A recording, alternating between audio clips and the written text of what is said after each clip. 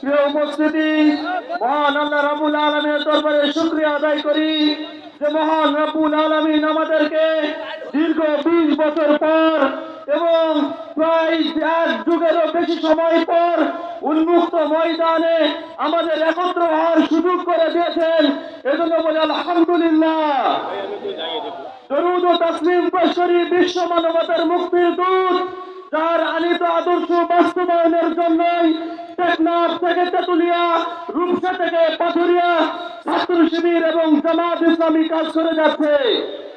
সেই সাথে স্মরণ করি সেই সব শহীদদের যারা যুগে যুগে আল্লাহর এই জমিনে আল্লাহর বিধান বাস্তবায়নের জন্য নিজের জীবন দিয়ে গেছেন এবং বিশেষ করে 24-এর অভ্যুত্থানে তারা জীবন দিয়েছেন। আল্লাহ সবাইকে শহীদের সর্বোচ্চ মর্যাদা দান করুন, আমিন। প্রিয় উপস্থিতি, আপনারা জানেন ছাত্র শিবির তার প্রতিষ্ঠার পর থেকে সৎ দক্ষ দেশপ্রেমিক নাগরিক তৈরির কাজ করে যাচ্ছে। প্রিয় উপস্থিতি, আপনারা জানেন বিগত 15 বছরের শাসনামলে ছাত্র শিবিরের উপর এমন কোন জুলুম নির্যাতন নেই যা এই অবৈধ সরকার করেনি। আমরা বলতে চাই এই সরকার যে জুলুম নির্যাতন করেছে, আপনারা জানেন বাংলাদেশ ইসলামী ছাত্র শিবিরের সর্বপ্রথম কেন্দ্রের সভাপতি মীর কাসেম আলী ভাইকে তারা অন্যায়ভাবে ফাঁসি দিয়েছে।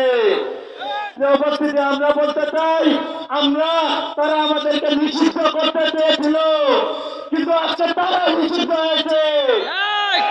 উপস্থিতি, আমরা বিগত 15 বছর দেখেছি শিক্ষাঙ্গনগুলোতে শিক্ষার পরিবেশ ছিল না। আমরা এই শিক্ষাঙ্গনগুলোতে আর অস্ত্রের সন্ধানী সন্ত্রাস চাঁদাবাজি দেখতে চাই না।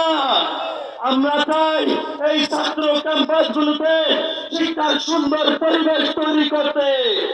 আমরা বর্তমান সরকারকে আহ্বান করতে চাই ছাত্র সংসদ নির্বাচনের মাধ্যমে বর্তমান ক্যাম্পাসগুলোকে শিক্ষা বান্ধব পরিবেশ তৈরি করার উদাত্ত আহ্বান জানিয়ে আমি আমার কথা শেষ করছি।